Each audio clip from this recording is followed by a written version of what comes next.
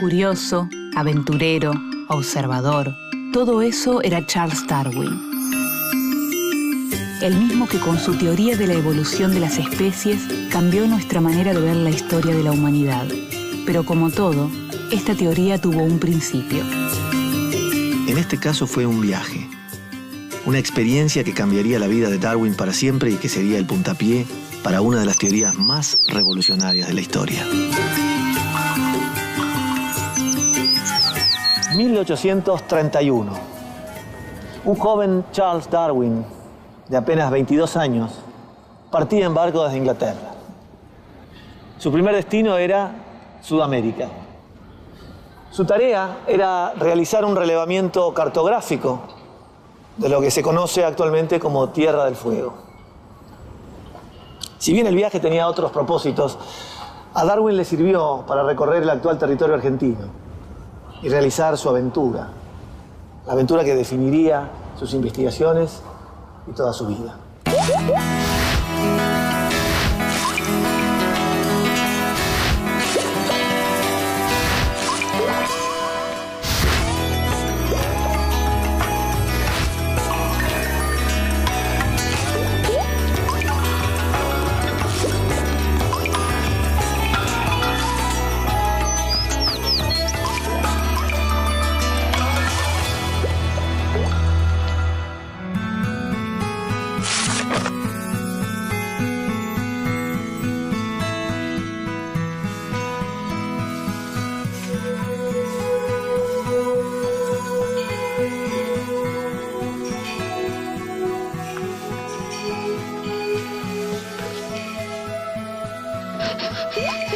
Parece que todo el mundo está interesado en Darwin en estos momentos. Sí, no, en mi caso estoy haciendo un trabajo para la facultad y no entiendo mucho lo de selección natural. Es sencillo. Si querés, tenés un minuto, te explico. Bueno, dale. Préstame esto. Así te muestro. Mira, para entender la teoría de la evolución, básicamente hay que entender dos cosas. Lo primero es el origen común de todos los seres vivientes. Eso se puede entender si vos imaginás un árbol, una especie de árbol con ramitas, con troncos, ramas. El origen común de los vivientes significa que cualquier par de ramitas que vos tomes, que representan cada una especie, tienen un ancestro común. En este caso se grafica con el tronco que le sigue. Si vos seguís hacia atrás en el tiempo, llegás a el origen de la vida, es decir, el primer ser viviente. Claro. Eso es la primera parte, digamos, de la teoría. Y la segunda es la selección natural, que es lo que vos me preguntabas, que ese es el mecanismo por el cual se construye esa especie de árbol de la vida. Y la selección natural, dos o tres cosas hay que tener en cuenta. La primera es que todos los seres vivientes tienen más descendencia que la que finalmente sobrevive, es decir, nacen más que los que llegan adultos. Y lo que hay que tener en cuenta es que todos esos descendientes son diferentes entre sí. Esas diferencias pueden ser de distinta naturaleza. Lo que ocurre a veces es que algún cambio en el ambiente hace que algunos de ellos, alguna de esas características que los hace diferentes, sea ventajosa y le permita sobrevivir. Esos tendrán descendencia y en cambio los otros, cuyas características resultan desventajosas, morirán y no dejarán descendencia. Los que sobreviven transmiten eso a sus descendientes. Y es ese mecanismo, si las condiciones perduran y a lo largo del tiempo y a lo largo de las generaciones, puede dar lugar a nuevas variedades y eventualmente a nuevas especies. Bueno, básicamente es eso. Gracias. En una versión Práctico. sencilla.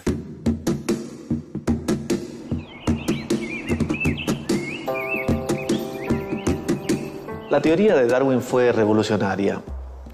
En el siglo XVIII, Georges-Louis Leclerc sugirió que podía haber cambios en los seres vivos. Tiempo después fue el propio abuelo de Darwin, Erasmus, quien defendió la misma postura en su escrito famoso llamado Zoonomía. Pero el libro más importante sobre el tema es de otro naturalista, Jean-Baptiste Pierre-Antoine de Monnet, también conocido como Caballero de Lamarck. Ese libro se publicó el mismo año del nacimiento del joven Charles. Todas esas posiciones iban en contra del creacionismo, sostenido por la religión cristiana, según el cual los seres son inmutables. Sin embargo, esas teorías no contaban con apoyo empírico, con evidencias materiales, y eso permitía que los detractores las criticaran fácilmente.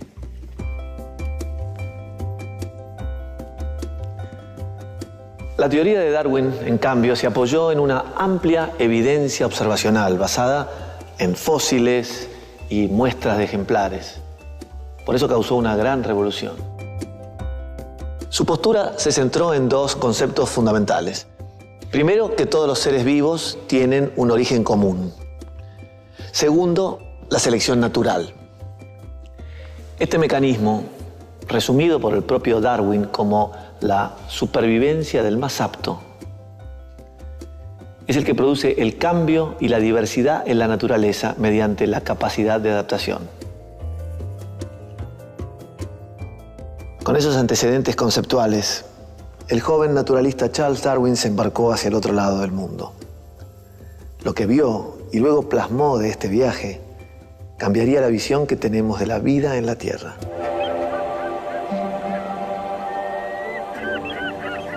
Darwin partió a fines de diciembre de 1831 en una embarcación llamada Beagle, capitaneada por el marino británico Robert Fitzroy. La misión era hacer un relevamiento cartográfico de los estrechos e islas de Tierra del Fuego y explorar las costas de Chile, Perú y algunas islas del Pacífico.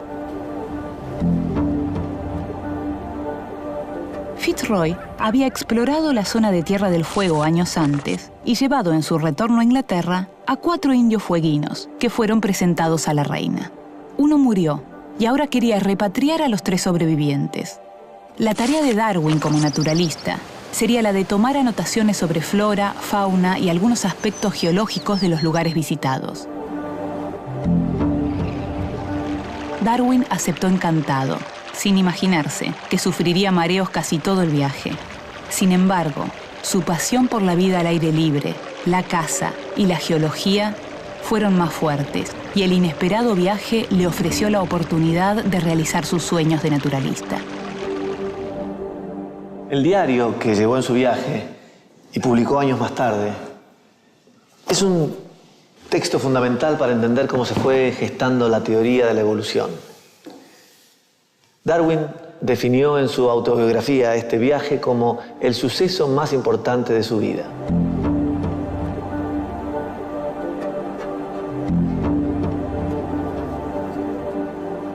En su periplo alrededor del mundo, el Beagle visitó las islas de Cabo Verde, las costas de Brasil, Argentina y Chile, las Islas Galápagos, la costa australiana y el sur de África. Durante el trayecto, Darwin recolectó fósiles y gran cantidad de especímenes que envió con regularidad a Inglaterra cada vez que el Beagle tocaba puerto. Este material sería esencial para elaborar la obra que lo haría mundialmente famoso décadas más tarde. Darwin, al momento de embarcarse, era un muchacho de 22 años, de clase media alta, inglesa, cuyos intereses mayores pasaban por salir a cazar y cabalgar y salir con amigos, y era eso, digamos, era un muchacho. Y en ese momento se le presenta la oportunidad de hacer un viaje, que iba a ser de 2 años inicialmente, finalmente fue de 5. Ahora, al momento de embarcar, Darwin no tiene mucha idea ni de lo que iba a hacer de su vida, ni nada acerca de la teoría que lo hizo famoso. Ahora, visto desde lo que pasó después, digamos, y con la historia ya transcurrida, él dice que ese fue el acontecimiento más importante de su vida.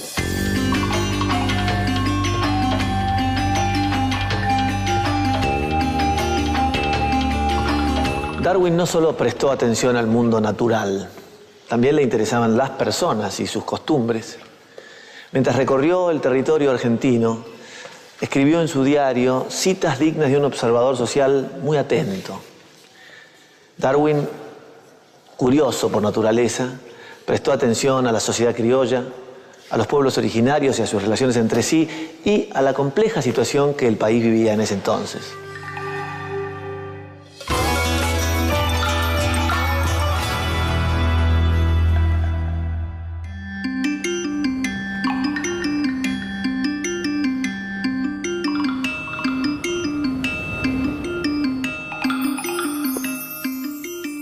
Apenas comenzado el viaje, Darwin tomó nota inmediatamente de los 3 indígenas fueguinos que estaban a bordo. Les habían cambiado el nombre por otros de tono burlón. Fueguina Basket, Jemmy Button y York Minster. Los 3, vestidos de ingleses y acompañados por el reverendo Matthews, serían la punta de lanza de lo que iba a ser la evangelización a Tierra del Fuego. Teníamos entonces a bordo a York Minster, Jemmy Button, nombre que se le había dado para recordar el precio por él pagado, un botón de nácar, y Fueguina Basket. York Minster era un hombre de mediana edad, pequeño, grueso, muy fuerte, tenía carácter taciturno, reservado, perezoso y muy violento cuando se encolerizaba. Quería mucho a algunos de los de a bordo y su inteligencia estaba bastante desarrollada. Todos querían a Jemmy Button, aun cuando también tenía violentos accesos de cólera. Fueguina Basket, por último, era una graciosa muchacha, graciosa y reservada, de facciones bastante agradables, pero que a veces se oscurecía. Lo aprendía todo muy pronto, y en particular los idiomas. Tuvimos buena prueba de esta facilidad admirable por la cantidad de español y portugués que aprendió en poco tiempo en Río de Janeiro y Montevideo. York Minster se mostraba muy celoso de ella, y era indudable que pretendía hacerla su esposa tan pronto como volviese a su país. En su diario, Darwin es contradictorio respecto a las etnias no europeas en general. Por momentos tiene una actitud de un racismo paternalista. En otros, muestra cierta admiración por los indígenas. Se sorprende por algunas habilidades de los indios de las Pampas y al mismo tiempo los ve como salvajes y temibles. A los fueguinos, en cambio, los describe como los más primitivos del planeta, pero toma también en cuenta la dificultad de habitar esas zonas, el aislamiento y otros factores que podrían haber retrasado el progreso, tal como lo entendía un europeo de su época.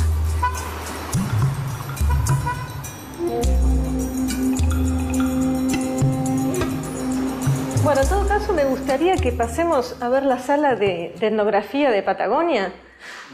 Acá vamos a encontrar a los pueblos que vio Darwin en su paso por esta parte del mundo, ¿no?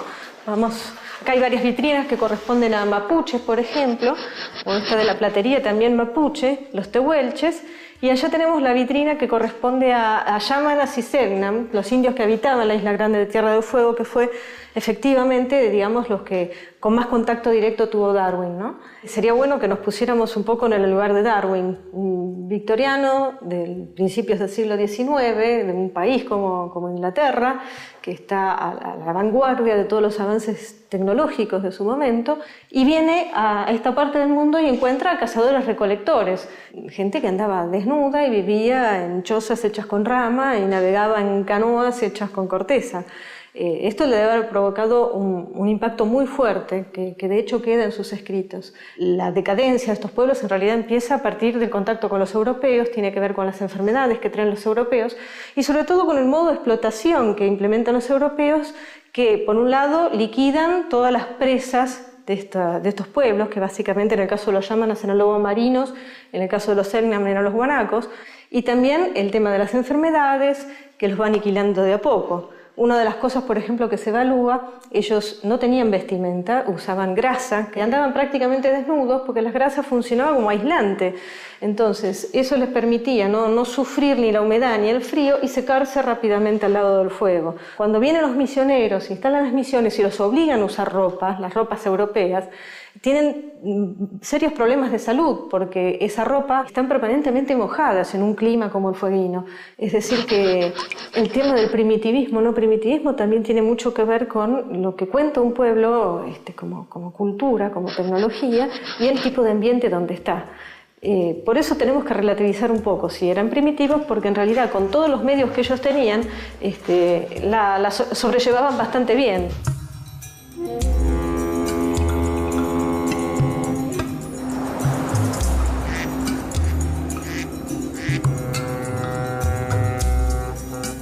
Darwin fue testigo de varios momentos de tensión política en la embarcación. Cuando el Beagle llegó a las costas del Río de la Plata, ocurrieron dos hechos que muestran muy claramente la expansión y el poder que tenía el Imperio Británico a mediados del siglo XIX. Cuando llegó a Buenos Aires, Fitzroy se negó terminantemente a aceptar la inspección sanitaria de rutina que se hacía a todos los barcos antes de permitirles entrar al puerto. Partieron entonces a Montevideo, donde el jefe de policía le pidió que interviniera para preservar el orden de la ciudad e impedir las tropelías con las que amagaba la tropa negra amotinada. El cónsul general británico le pidió protección para los bienes de los británicos en el Uruguay, que él creía estaban en peligro. Aunque finalmente los amotinados desistieron y no necesitó intervenir, Fitzroy hizo desembarcar 50 hombres bien armados y los hizo permanecer un tiempo en los muelles.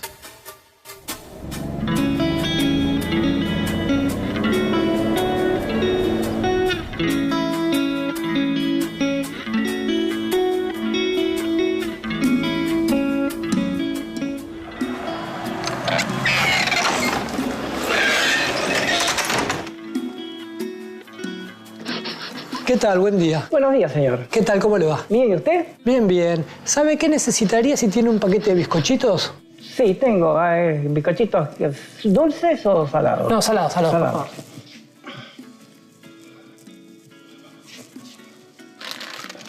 Sírvase, señor. Bueno, ¿sabe qué? Le quería preguntar algo más, ya que estoy. ¿Sí? Estoy buscando, si no sabe si hay por acá algún fortín, un resto de fortín más bien, o un mirador, mangrullo, algo que haya quedado de los fortines del siglo XIX. Acá, a 5 cuadras más o menos, hay uno. Ahí, Para allá. Para allá. Eso le podría interesar a usted. Ah, qué bueno, porque estoy buscando, ¿sabe? Estoy escribiendo un libro sobre Darwin en la Argentina. Y él vino en una época en la que había una expedición al desierto, la conquista del desierto de Rosas. Y entonces estaba interesado en ver cómo era el tema de los fortines en esa época. Ah, muy interesante, muy interesante. Sí, quería ver si no sabe por ahí algún otro más en la zona. No creo, únicamente el Parque Criollo es el único que conozco y ese que le estoy indicando. Ese Parque Criollo, muy... Qué lindo el almacén, ¿eh? ¿Ah, le gusta? Sí, sí, la verdad que es antiguo, ¿no? En este estilo es el único que ha quedado. Ah, mira. Porque hay otros que ahora se reciclan, ¿no? Ah, o sea, qué interesante, porque en la época esa que yo estoy investigando, en la época de Rosas, muchos de los productos que consumía la gente, las pulperías incluso, venían de Inglaterra. Ah, sí, porque en aquel entonces sí, venía todo. Venía todo de Inglaterra, las cosas que la gente vestía, así que también estaba viendo eso, el tema de las relaciones entre Inglaterra y Argentina, entre Inglaterra y Buenos Aires, ¿no? Porque Darwin era un inglés y qué hacía en este lugar. Interesante porque, bueno, Argentina estaba muy vinculada al comercio mundial a través de Inglaterra. Argentina le vendía cueros y todos los bienes de consumo de la población, lo que hoy sería un almacén o un supermercado. Muchos de ellos, no todos por supuesto, venían de... En aquel entonces eran pulperías. Eran pulperías, sí, y sobre todo en la campaña, eran pulperías. Había pulperías volantes también, no solamente en un lugar, sino que estaban, que se movían. Así que, bueno, le agradezco mucho. No, a usted, que le vaya muy bien, señor. No le estaba pagando. Ah, bueno. Espere que aquí tiene. Bueno, muchas gracias. Muy No, gracias muy a usted. amable, ¿eh? Bueno, hasta luego, buen día. Que la pase bien. Hasta luego, gracias. Adiós.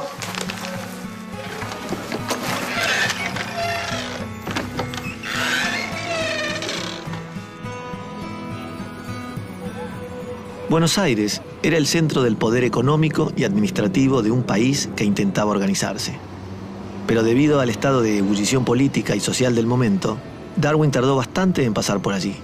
Cuando lo hizo, la ciudad y sus habitantes lo impresionaron bastante, y no dejó de tomar nota.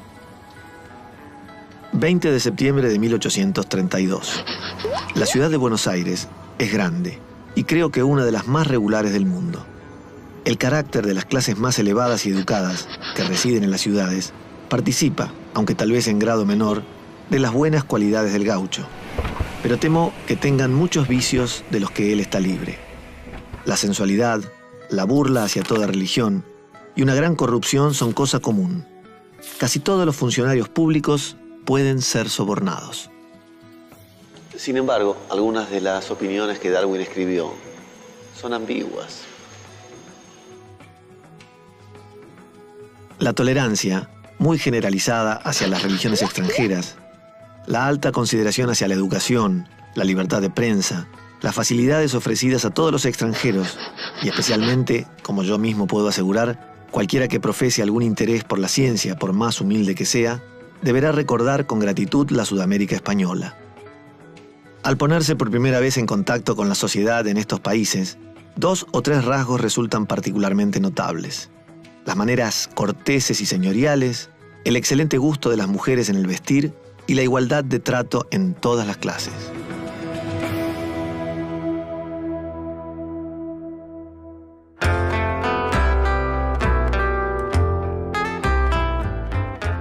Hacia 1830, la Argentina se debatía en un difícil proceso de organización política. Los caudillos controlaban el interior del país y estaban enfrentados con Buenos Aires. Era un contexto de alianzas fluctuantes y se vivía en un estado de conflicto permanente, en donde no existía una definición de fronteras claras. Al sur del río Colorado, el territorio estaba controlado por distintos pueblos indígenas que periódicamente saqueaban los asentamientos de los criollos que avanzaban hacia el sur. Che, Vivian, te hago una pregunta. Cuando Darwin estaba en Patagonia y se encontró con Rosas, ¿qué estaba haciendo Rosas en ese momento en Patagonia? Bueno, estaba organizando su campaña al desierto. En ese momento estaba en medio de una situación bastante conflictiva con los indígenas que estaban ocupando el territorio patagónico. Se trata de frenar un poco el tema de los malones. Eran los araucanos. En ese momento habían organizado casi una empresa económica, podríamos decir, que consistía en el malón, básicamente. Pasaban la frontera, capturaban ganado en las estancias y después lo trasladaban atravesando toda la Patagonia hasta Chile.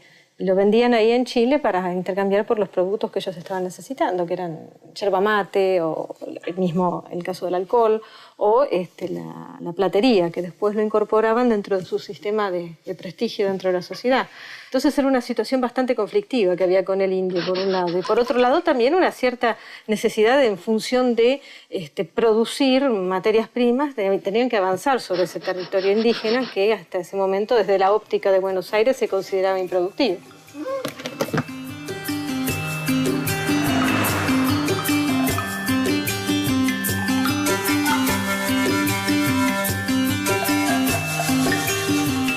Darwin no quedó al margen de estos conflictos. Durante todo el viaje del Beagle, se separaba de la embarcación y bajaba solo a tierra, para luego alcanzarlos en puertos ya designados. En estas expediciones por tierra, el viaje que hizo desde el Río Negro hasta el Río Colorado y luego hasta Buenos Aires fue el que más lo impresionó. Durante su recorrido, experimentó un gran placer rodeado de la naturaleza, escoltado por un grupo de gauchos. Quedó maravillado con la enorme llanura pampeana.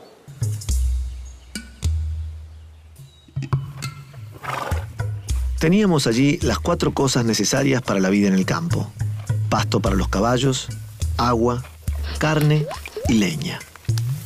Esta fue la primera noche que pasé a la intemperie, teniendo por cama el recado de montar.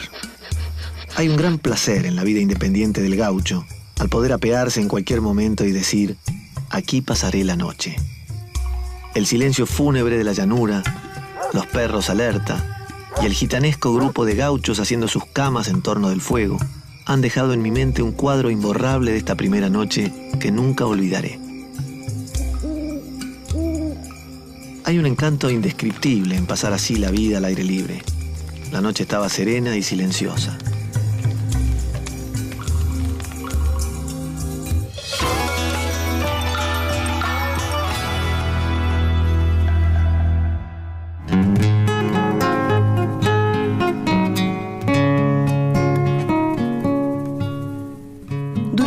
A Santa Fe y otras ciudades del litoral del Paraná, Darwin se sorprendió por una extraña raza de ganado bovino, conocido como vaca ñata. Allí tomó nota de las dificultades que tendría este animal, por la estructura de su mandíbula, para alimentarse en los periodos de gran sequía que sufría la región. En 2 ocasiones he encontrado en esta provincia algunos bueyes de una raza curiosísima llamada ñata. Tiene la frente muy corta y ancha, y las extremidades nasales vueltas hacia arriba, mientras el labio superior está muy recortado. La mandíbula inferior sobresale de la superior y presenta una curvatura hacia arriba, por lo cual siempre está mostrando los dientes. Las ventanas de la nariz están altas y muy abiertas. Sus ojos son muy saltones. Sus dientes al descubierto, sus pequeñas cabezas y sus fosas nasales vueltas hacia arriba, les otorgan un aspecto desafiante y de seguridad en sí mismos, tan ridículo como pueda imaginarse.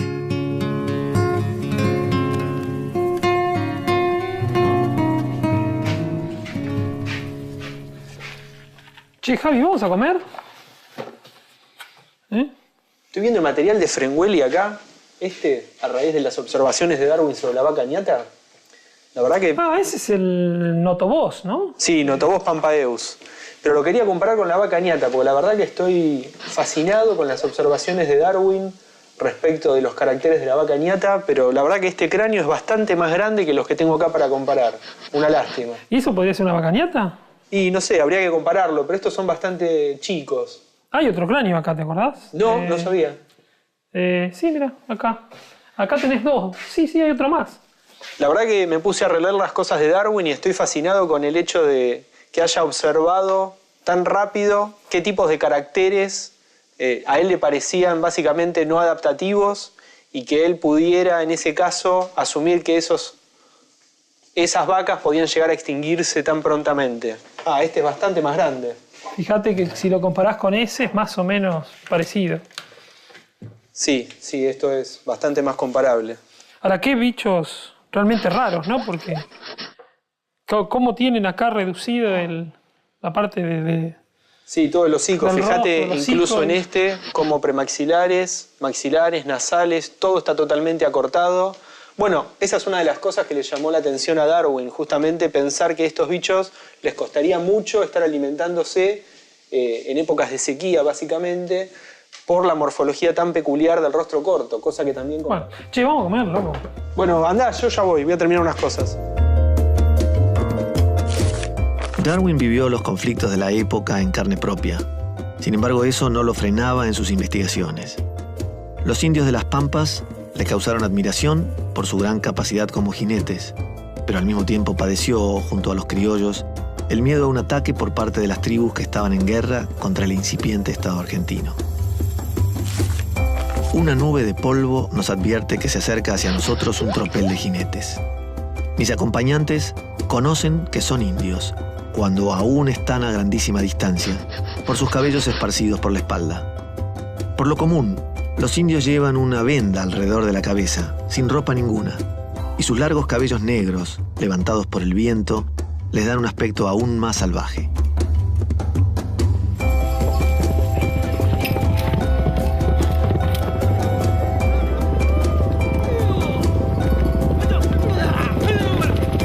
Y contame, ¿qué andas haciendo por acá?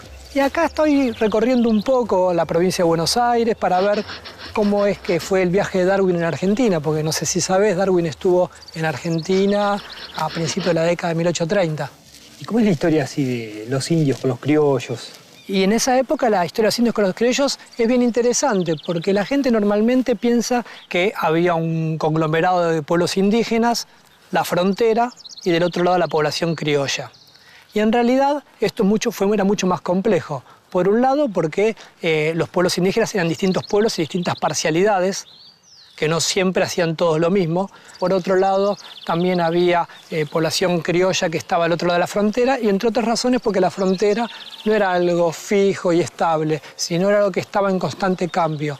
Las relaciones se fueron haciendo mucho más conflictivas a partir de la década del 20 por dos razones. Por un lado, porque las propias comunidades indígenas tenían una vida interna muy dinámica, aparecían nuevos grupos que se iban desplazando y que buscaban ocupar nuevos territorios. Por otro lado, la población blanca también. Entonces, estaban buscando incorporar nuevos territorios para poder desarrollar la estancia vacuna. Y ahí se generaban situaciones conflictivas entre los criollos y los indígenas.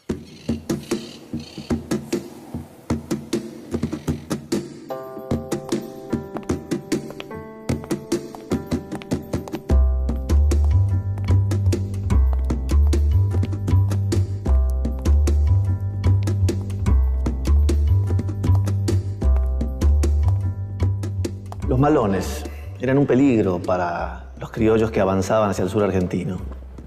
Destrozaban las poblaciones, robaban ganado y caballos, además de raptar a las mujeres. Sin embargo, su pasión por la investigación hizo que Darwin no midiera las consecuencias del peligro. Así cruzó la Pampa, desde el Río Negro hasta el Colorado, sin imaginar que en ese trayecto conocería a Juan Manuel de Rosas, por entonces el hombre más poderoso del país.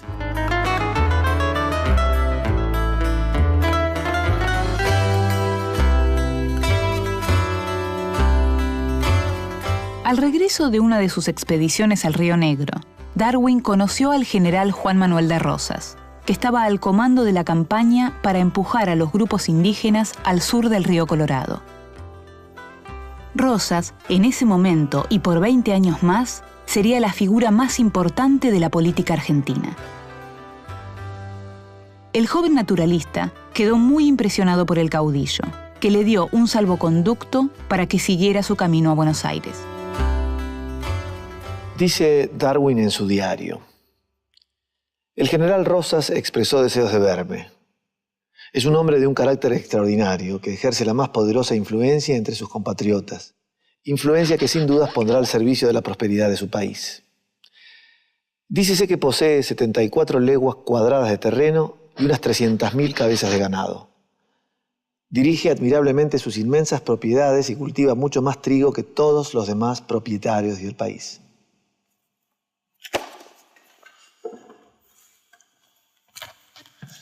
Sin embargo, Darwin cambió de opinión sobre Rosas. En una reedición del diario en 1845, dice en una nota al pie que se equivocó de opinión sobre el caudillo argentino. ¿Qué fundamentos tenía Darwin para cambiar de opinión una década más adelante? Al parecer, a Inglaterra llegaban noticias sobre lo que ocurría en Argentina constantemente.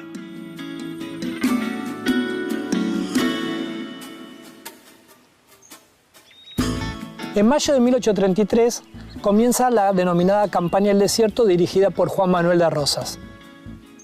La Campaña del Desierto fue un éxito para Rosas en ambos sentidos. En el político, ya que conservó un gran poder y efectivamente, como intuía y de otro modo también alentaba, hubo unos fuertes enfrentamientos en Buenos Aires que terminaron con el gobierno de Balcarce. Pero también en el objetivo más estratégico y de mediano plazo, que tenía que ver con asegurar la paz y la estabilidad en la frontera. Un aspecto importante de la estrategia de Rosas tiene que ver con implementar una línea de fortines en la frontera que de algún modo asegurara esa estabilidad. Estos fortines de algún modo trazaban una línea que recorría la provincia de Buenos Aires en forma diagonal y que llegaban hasta Bahía Blanca, procurando de ese modo tener ese control sobre el espacio, tanto a un lado como a otro de la frontera. Si bien hubo algunos incidentes en la frontera durante varios años, la paz, en términos relativos, estuvo bastante asegurada. Darwin percibió con lucidez las consecuencias de la guerra contra el indio y supo que su resultado sería el exterminio. Rosas comenzó la sangrienta tarea que terminaría Julio Argentino Roca en la Campaña del Desierto décadas después. Creo que en otros 50 años no quedará ni un indio salvaje al norte del Río Negro. La guerra es demasiado sangrienta para durar. Los cristianos matan a todos los indios y los indios hacen lo mismo con los cristianos. Es triste ver cómo los indios han cedido ante los invasores españoles. Darwin se dio cuenta de lo que iba a pasar. Pronto ese mundo que él conocía iba a cambiar de una forma radical. Que el conflicto conducía irremediablemente al final de una sociedad de cazadores-recolectores tal cual como él la había conocido. Darwin se dio cuenta rápido de lo que iba a ocurrir. Darwin percibió rápidamente lo que iba a ocurrir. Estaba presenciando el fin de un mundo. Los cazadores-recolectores se acercaban a su fin ante una civilización que avanzaba de manera implacable. Su preocupación era dar testimonio de lo que él había llegado a ver.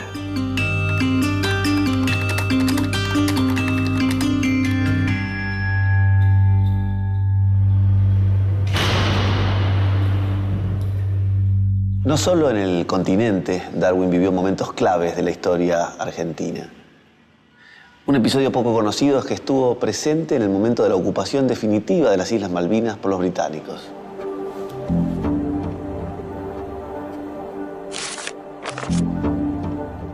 El Beagle, embarcación en la que viajaba Darwin, estuvo en esa zona en 1833 y 1834.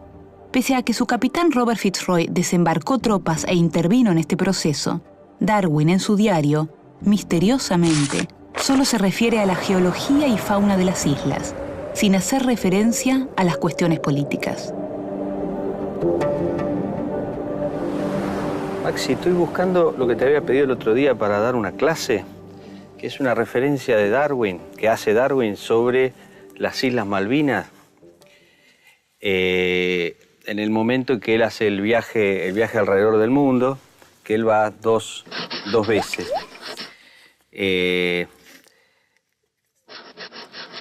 Pero ese es el diario de viaje. Yo creo que no está ahí, porque acá lo que hay son referencias más geográficas y biológicas acerca de las islas.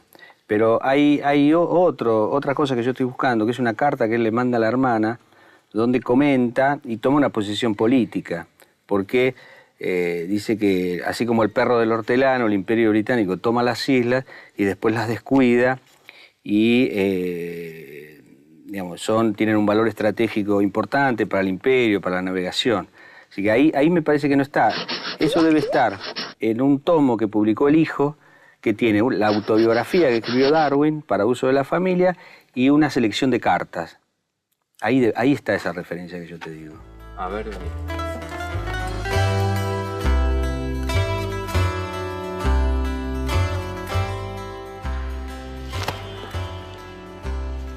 En una carta a su hermana Catherine, fechada en las islas el 6 de abril de 1834, vemos, sin embargo, que no estaba desconectado de la realidad política que lo rodeaba.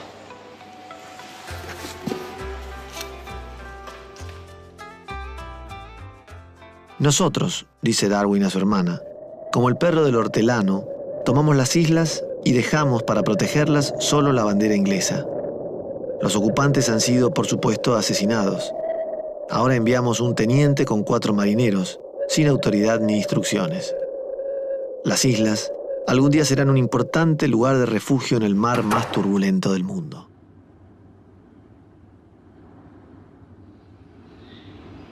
Y como buen observador que era, Darwin tenía razón. Las islas son un punto estratégico fundamental. Pero lo que resulta extraño es que esa mísera guarnición que menciona Darwin resultó suficiente para mantener el control del archipiélago y consolidar el poder inglés, por lo menos hasta 1982, cuando el gobierno militar argentino inició la trágica Guerra de Malvinas. Luego del incidente en las Islas Malvinas, el Beagle continuó su viaje hacia el sur y el capitán Fitzroy cumplió uno de los objetivos que se había planteado. Finalmente, repatrió a los 3 indígenas fueguinos. Tierra del Fuego fue uno de los lugares de mayor encanto para los tripulantes del Beagle. Conrad Martens, dibujante oficial del buque, dejó sobre esta región hermosas acuarelas donde se aprecia la majestuosidad de los canales fueguinos. Darwin, por su parte, quedó impresionado con las etnias que habitaban aquel suelo de clima tan hostil.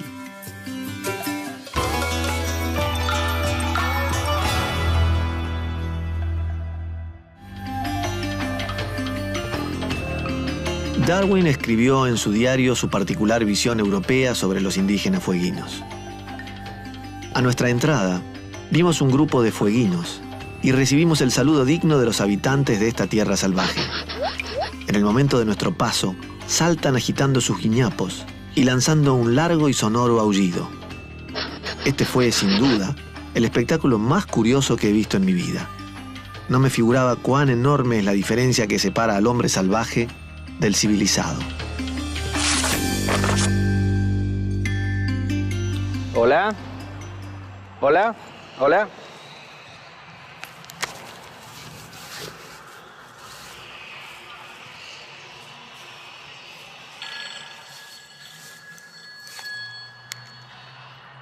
Hola.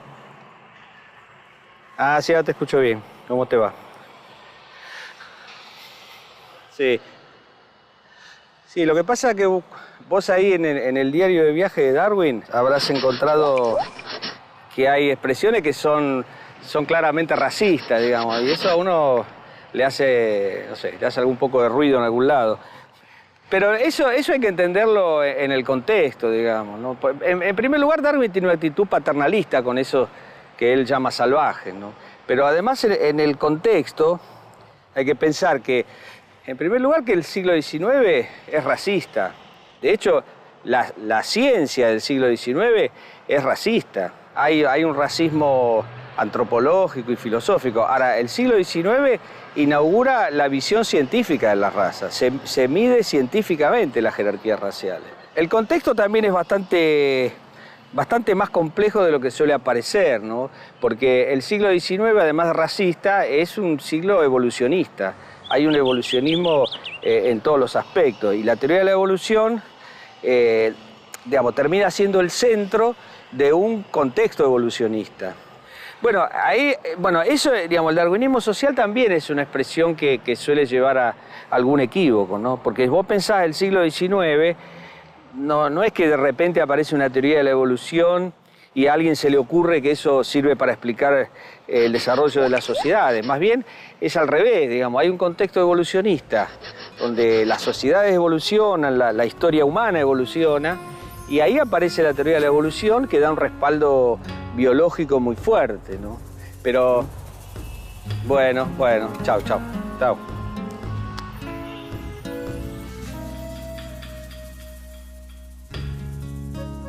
Darwin siguió navegando hasta atravesar el Canal de Beagle, nombre que se le dio con posterioridad en honor al bergantín de su travesía. Cruzó el Océano Pacífico hasta las costas de Chile y una vez allí, preso de su entusiasmo y su avidez de investigación, siguió viaje solo y cruzó a pie la cordillera de los Andes. Allí, en 1835, visitó lo que hoy es la provincia de Mendoza. Durante su estadía en Mendoza, Darwin, fiel a su naturaleza curiosa y dispuesto a vivir todas las experiencias que se le presentaran, vivió un episodio que hizo pensar a sus biógrafos que finalmente él murió de mal de Chagas, ya que según cuenta en su diario, allí fue atacado por las vinchucas. Dice, dormimos en la villa de Luján. Durante la noche sufrí el ataque, lo que ocurrió no merece menos que ese nombre, de la venchuca, una especie de reduvius, la gran chinche negra de las pampas. Es de lo más repugnante sentir estos insectos blandos y sin alas, de cerca de 1 pulgada de largo, arrastrarse por nuestro cuerpo. Después de estas vivencias, que paradójicamente quizás fueron las que terminaron matándolo, Darwin volvió al Beagle y siguió su viaje, terminando su paso por la Argentina. Luego de dar la vuelta al mundo, volvió a Inglaterra y se dedicó a concebir su teoría de la selección natural. Esta teoría fue interpretada de muchas maneras, que fueron conocidas como derivaciones del darwinismo. Para terminar es necesario explicar cuál es el sentido del darwinismo. Ya el hecho de que hablemos de darwinismo está señalando que es mucho más que una teoría científica. Entonces, en este sentido podemos decir que la teoría de Darwin en su momento, en 1859, provocó efectivamente una revolución científica, porque cambia la biología definitivamente, por lo menos hoy la biología es evolucionista y esto no se discute, pero también la teoría de Darwin estuvo en el centro de una revolución cultural y antropológica como nunca se dio en la historia de la humanidad a partir de una teoría científica. Y esto ocurre porque cambia el sentido de la humanidad en el mundo. Y esto por varias razones. En primer lugar, porque la teoría de la evolución consigue dar una explicación naturalista a la aparición de la especie humana en el planeta sin apelar a causas sobrenaturales. Además de eso, en este sentido no hay ningún privilegio de la especie humana con respecto a los otros seres vivientes. Y en tercer lugar, la existencia misma de la humanidad es una circunstancia azarosa en el devenir de la historia biológica del planeta. Darwin jamás volvió a salir de Inglaterra luego de su viaje a bordo del Beagle. Toda su pasión la volcó en escribir y en seguir desarrollando la teoría que se transformaría en una de las más revolucionarias de la historia. Con una salud frágil, se encerró en su casa de Down en Kent. Allí dedicó años a escribir y a desarrollar su teoría. El 24 de noviembre de 1859, finalmente, luego de tanto esfuerzo y dedicación, publicó esa teoría que explicaba el desarrollo y la diversidad de las formas vivas. Se llamó El origen de las especies por medio de la selección natural, o la preservación de las razas favorecidas en la lucha por la vida. El libro causó un escándalo enorme en la sociedad del momento y revolucionó la ciencia de su época. Hoy, 150 años después, con correcciones y mejoras, sigue siendo la mejor explicación científica de la diversidad de los seres vivos. Charles Darwin es considerado uno de los pensadores más innovadores e importantes de todos los tiempos.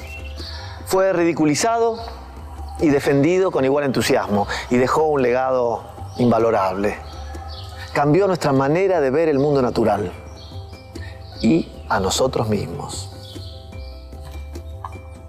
Y mucho del material y las experiencias que lo llevaron a formular su teoría lo encontró aquí, recorriendo suelo argentino.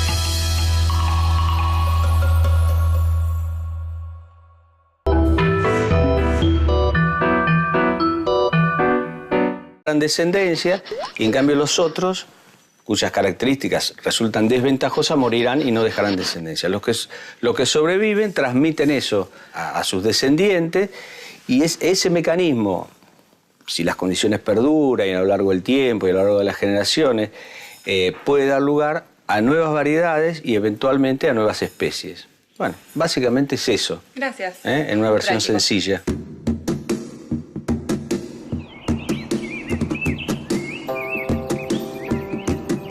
La teoría de Darwin fue revolucionaria.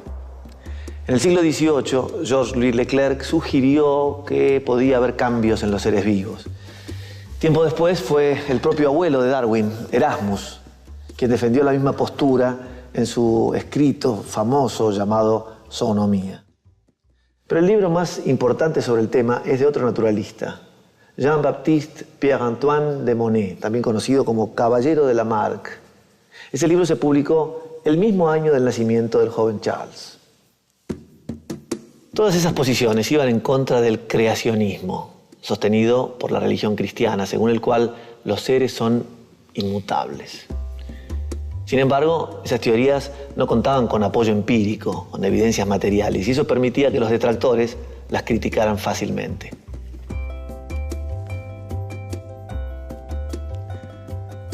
La teoría de Darwin, en cambio, se apoyó en una amplia evidencia observacional basada en fósiles y muestras de ejemplares.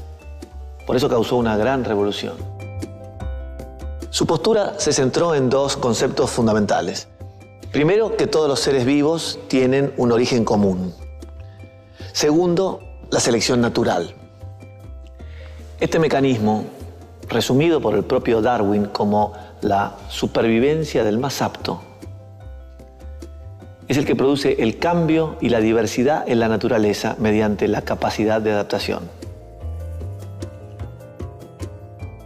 Con esos antecedentes conceptuales, el joven naturalista Charles Darwin se embarcó hacia el otro lado del mundo. Lo que vio y luego plasmó de este viaje cambiaría la visión que tenemos de la vida en la Tierra.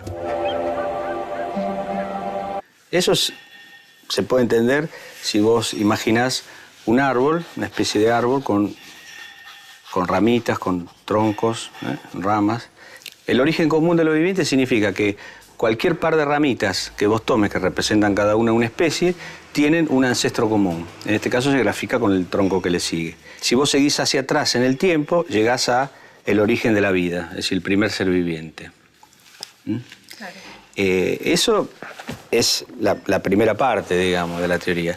Y la segunda es la selección natural, que es lo que vos me preguntabas, que ese es el mecanismo por el cual se construye esa especie de árbol de la vida. Y la selección natural, dos o tres cosas hay que tener en cuenta. La primera es que todos los seres vivientes tienen más descendencia que la que finalmente sobrevive, es decir, nacen más que los que llegan adultos. Y lo que hay que tener en cuenta es que todos esos descendientes son diferentes entre sí. Esas diferencias pueden ser de distinta naturaleza.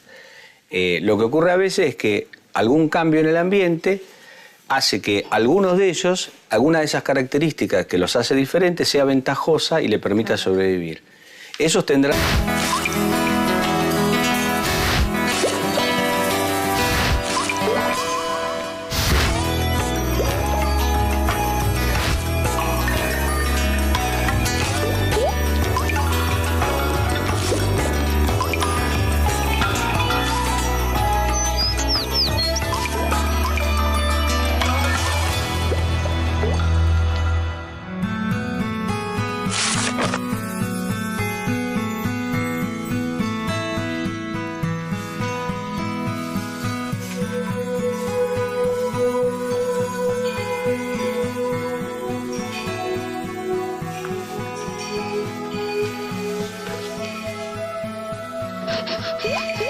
Parece que todo el mundo está interesado en Darwin en estos momentos.